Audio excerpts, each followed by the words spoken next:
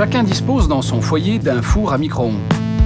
Nous verrons dans ce documentaire comment il est possible, à l'aide de systèmes électroniques perfectionnés et de logiciels informatiques spécialisés, de faire fonctionner cet appareil dans un mode particulier permettant de recréer un iPhone à partir des éléments chimiques élémentaires que l'on peut facilement se procurer dans un laboratoire scientifique.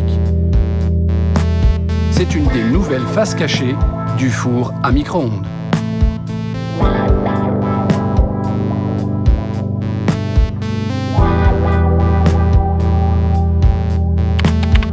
Vous avez sans doute déjà vu sur Internet des vidéos montrant les transformations physiques que subissait un savon lorsqu'il était placé dans un four à micro-ondes. Il faut rester vigilant et ne pas croire tout ce que l'on trouve sur le web. C'est pourquoi nous allons réaliser à nouveau cette expérience dans un laboratoire spécialisé afin de pouvoir la valider au sein d'un comité de scientifiques. Munissons-nous tout d'abord d'un four à micro-ondes. Déballons-le soigneusement.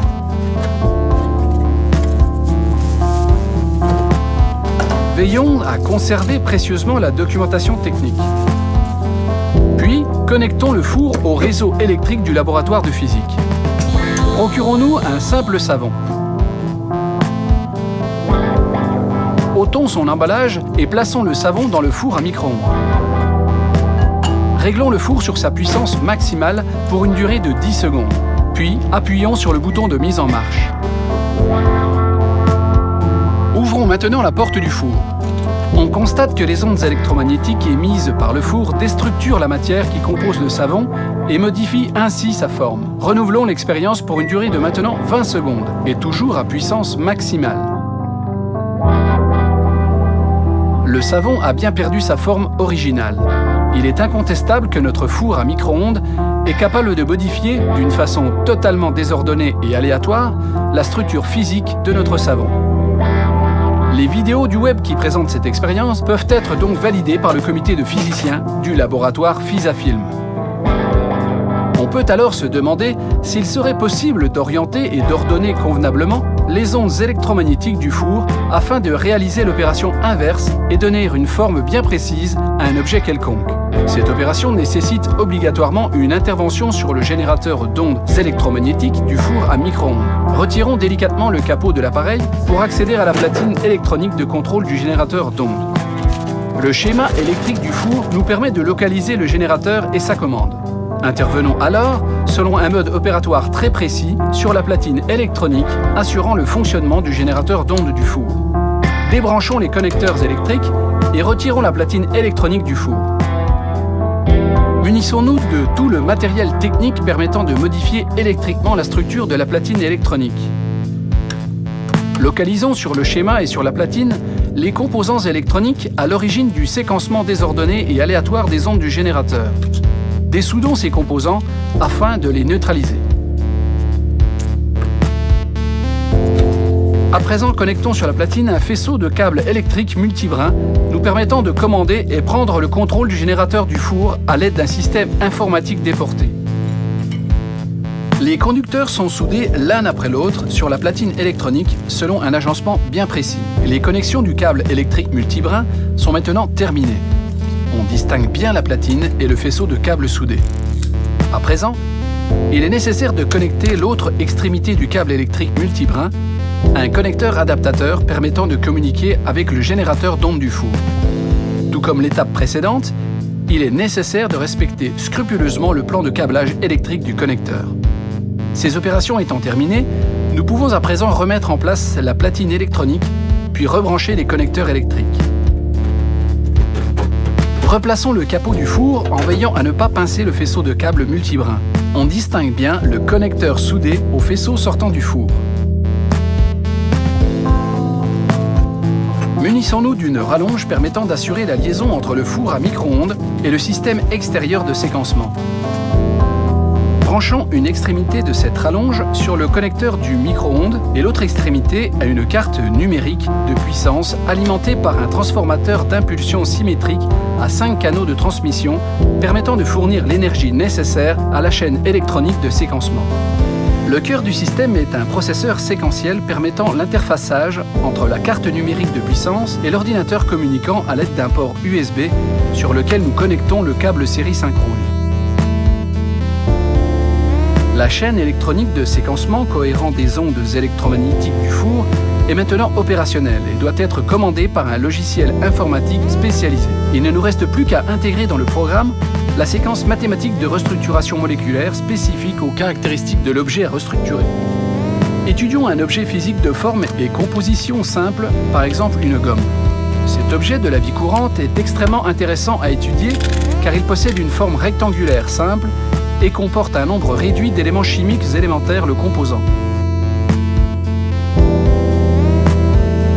Utilisons maintenant un scanner holographique structurel de forme à rayon laser pulsé afin de modéliser et traduire l'aspect physique de cette gomme en une équation mathématique exploitable par la chaîne électronique de séquencement étudiée précédemment.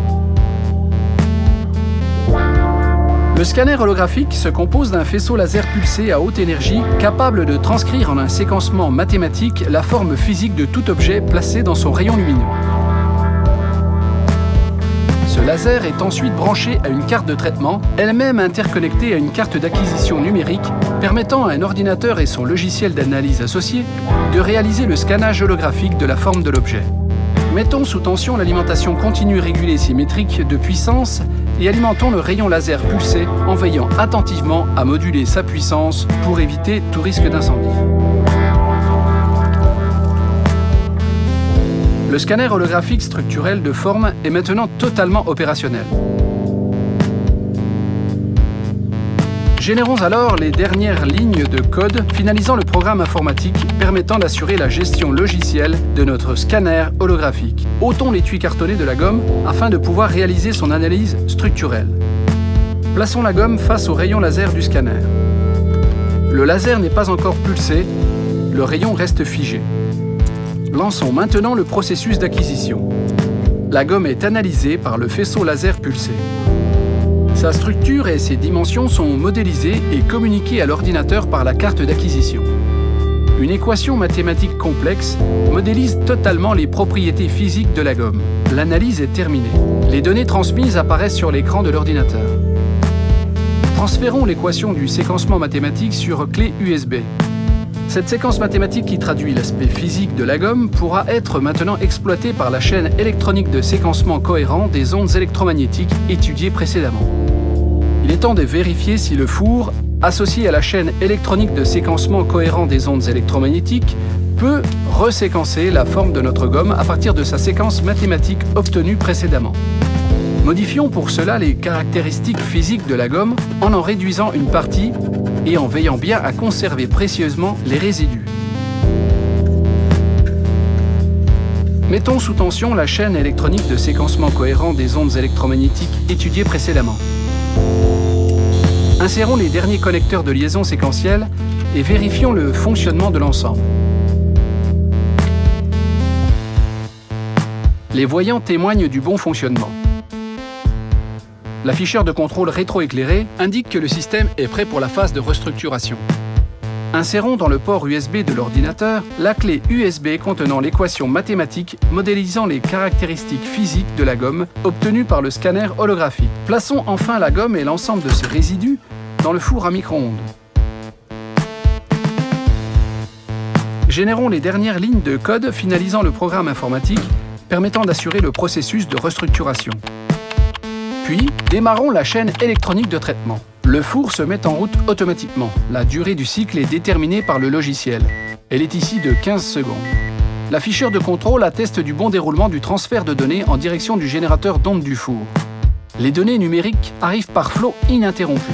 L'alimentation continue fournit des pics de puissance en fonction de l'avancée du processus de restructuration de la gomme. Si tout fonctionne comme prévu, l'ensemble de ce dispositif permettra à la gomme de retrouver sa forme originale. L'ordonnancement de la matière est terminé. Ouvrons la porte du four. Les résultats sont spectaculaires. La gomme a retrouvé sa forme d'origine, elle est comme neuve. Nous constatons et vérifions avec succès que les ondes du four permettent de restructurer la matière lorsqu'elles sont émises selon une séquence mathématique cohérente et ordonnée spécifique aux propriétés de l'objet généré par notre chaîne électronique de séquencement cohérent des ondes électromagnétiques. Notre expérience est un formidable succès. Poussons plus loin notre questionnement. Nous avons constaté que la gomme a été reconstituée dans sa forme originale à partir d'un reséquençage de ces éléments déstructurés. Nous pouvons alors nous demander s'il est possible maintenant de fabriquer cette même gomme à partir des éléments chimiques élémentaires qui la composent. Nous avons vu que le scanner holographique structurel de forme à rayon laser pulsé nous a permis d'en modéliser sa structure physique. Faisons à présent appel à un analyseur atomique basé sur l'imagerie par résonance magnétique, IRM, pour percer les secrets de la matière et connaître avec précision la composition chimique de notre gomme. Il est assez simple de construire ce type d'appareil dans un laboratoire de physique spécialisé. Munissons-nous de bobines de fil de cuivre émaillées. Élaborons un bobinage de fil de cuivre que nous enroulons sur un tore de ferrite magnétique. Ce bobinage nous servira à produire un champ magnétique suffisamment intense permettant de percer les secrets de la matière. Le bobinage terminé est protégé d'un film plastique protecteur. Soudons des connecteurs pour assurer la liaison entre le bobinage et le circuit électrique extérieur. Afin d'obtenir le champ magnétique intense nécessaire à notre expérience, il est essentiel de refroidir le cuivre du bobinage avec de l'hélium liquide pour obtenir un état de supraconductivité autorisant la circulation d'un courant extrêmement important. Équipons-nous de gants calorifugés permettant de se protéger du froid intense généré par l'hélium liquide.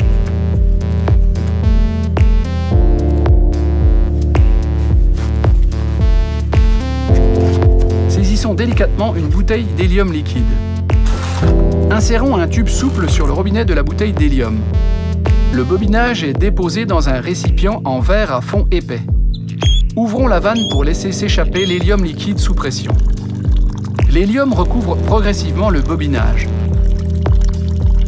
Il est à présent totalement immergé dans l'hélium liquide. Déplaçons le générateur de courant permettant d'alimenter le bobinage et réalisons la connexion électrique à l'aide d'un câble d'un diamètre suffisant pour supporter des courants extrêmes. L'objet à analyser sera donc soumis au champ magnétique intense généré par le bobinage. Il est indispensable de réaliser une structure diamagnétique insensible au champ magnétique afin de pouvoir y déposer l'objet à analyser sans que celui-ci soit en contact de près ou de loin avec l'hélium liquide. Cette structure se trouve facilement en kit dans tous les magasins d'ameublement. Elle est composée de panneaux de fibres de bois compressés et ignifugés à faible émission de formaldéhyde, conformément aux normes européennes en la matière. Le montage reste un jeu d'enfant, ce qui met à la portée de tous la réalisation familiale d'un analyseur atomique basé sur l'imagerie par résonance magnétique, IRM. Le support est placé sur le bobinage immergé dans l'hélium liquide. 7 capteurs électroniques sensibles au rayonnement atomique placés dans l'axe du champ magnétique permettent de transmettre les informations à un logiciel spécialement dédié à l'analyse atomique de la matière. Une carte électronique d'acquisition synchrone permet de traiter les données transmises. L'expérience à présent peut débuter. Reprenons notre gomme en prenant soin d'ôter l'emballage plastique et l'étui cartonné. Plaçons-la au centre et dans l'axe du champ magnétique créé par le bobinage supraconducteur. Programmons la séquence informatique donnant l'ordre au générateur de délivrer un courant de 5000 A et observons le comportement de notre gomme. Nous constatons que notre courant de 5000 A circulant dans le bobinage supraconducteur est trop important et a pour effet inattendu d'entraîner une lévitation de la gomme. Le résultat est surprenant. Une nouvelle séquence informatique permet de réduire le courant à 3000 A seulement. La gomme retrouve sa stabilité. L'analyse est terminée. Il est maintenant possible de découvrir la composition chimique de la gomme. Les pics indiquent la présence des éléments chimiques fondamentaux qui composent la matière de la gomme. On découvre nettement la présence de chlorure de carbone, de sulfate de potassium et de monoxyde de dihydrogène. La gomme a livré tous les secrets de sa composition atomique. Les quantités et proportions des éléments sont connues avec une précision atomique exceptionnelle. Seul un laboratoire de chimie peut nous donner accès à tous ces éléments chimiques élémentaires constituant la gomme. Ces éléments sont disponibles et conditionnés dans des flacons et récipients sécurisés. Saisissons avec précaution les boîtes comportant chacune les 3 composés et munissons-nous d'une balance d'une extrême précision. Conformément à la nomenclature obtenue par l'analyseur atomique basé sur l'imagerie par résonance magnétique IRM, élaborons une poudre atomique minérale constituée des 3 éléments chimiques élémentaires composant la gomme. Dosons précisément à l'aide de la balance la masse de chacun des 3 éléments chimiques élémentaires. Réalisons la même opération pour les 2 autres corps. Mélangeons ensemble les 3 composés chimiques précisément dosés. On constate que la masse totale de la poudre minérale obtenue est rigoureusement identique à celle de la gomme que nous souhaitons reconstituer. Tout est parfaitement cohérent. Il ne nous reste plus qu'à placer dans le four à micro-ondes la poudre atomique minérale obtenue et imposer au générateur d'ondes électromagnétiques du four un séquencement cohérent et ordonné correspondant à la structure physique de notre gomme. Fermons la porte du four. Introduisons la clé USB contenant l'équation mathématique modélisant la structure physique de la gomme. Démarrons le logiciel de séquencement.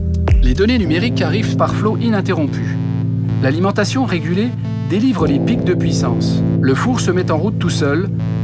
La durée du cycle est automatiquement déterminée par le logiciel. Elle est ici de 1 minute 40. La restructuration se déroule normalement. La sonnerie du four retentit. L'ordonnancement de la matière est terminé. Ouvrons la porte du four. Les résultats sont spectaculaires. La poudre atomique minérale a été totalement restructurée pour donner naissance à une gomme en tout point identique à l'original. Cette gomme semble comme neuve. C'est une copie conforme de notre modèle qui a été cloné. L'expérience est un formidable succès. Nous constatons et vérifions que les ondes du four permettent de restructurer la matière lorsqu'elles sont émises selon une séquence cohérente et ordonnée. Rien ne peut différencier l'objet cloné de l'objet original.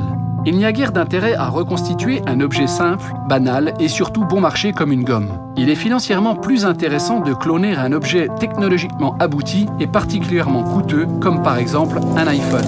Sitôt l'appareil en notre possession, nous le déballons avec précaution. Afin de réaliser l'expérience dans les meilleures conditions, l'appareil doit être neuf, afin de ne pas être souillé par des substances étrangères à sa composition. Soumettons l'iPhone au scanner holographique structurel de forme à rayon laser pulsé. La démarche expérimentale reste identique à celle utilisée précédemment pour la gomme. Utilisons le logiciel informatique d'acquisition numérique permettant de modéliser par une équation mathématique la structure physique de l'appareil. Injectons le programme sauvegardé sur support magnétique numérique. Lançons le processus d'acquisition par rayon laser pulsé. La structure de l'appareil est modélisée numériquement.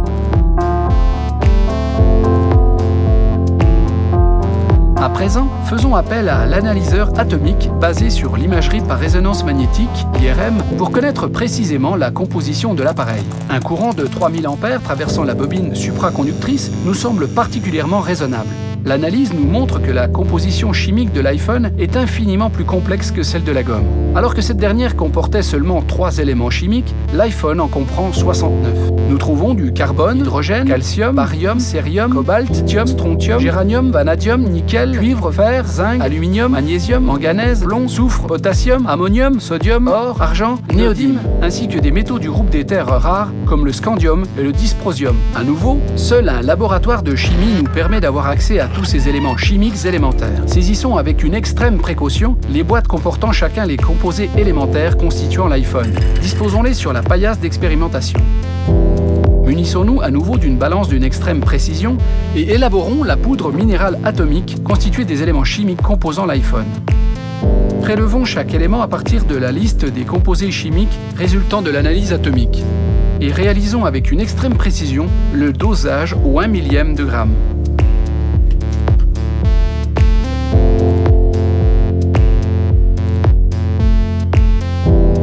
Associons soigneusement tous les composés élémentaires et effectuons le mélange.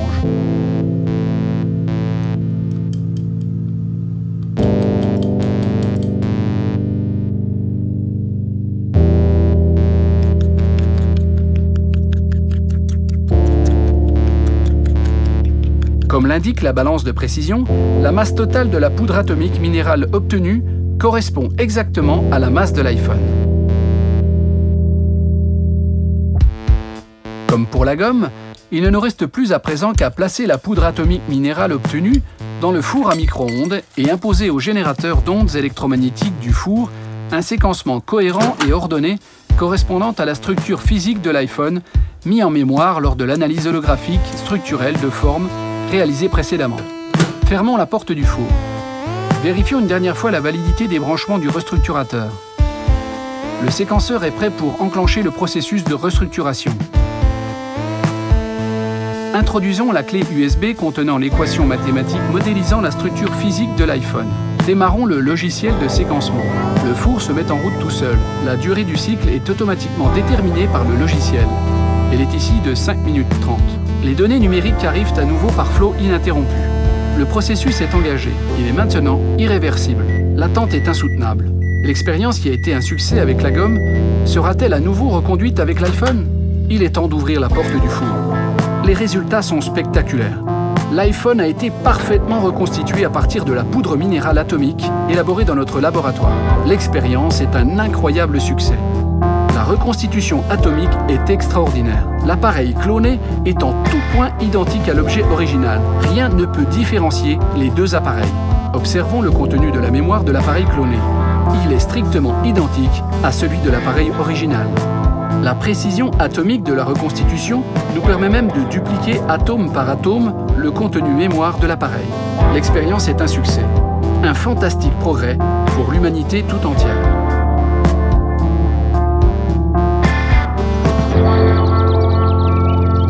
Notre planète est confrontée à une demande mondiale croissante de ses ressources alimentaires.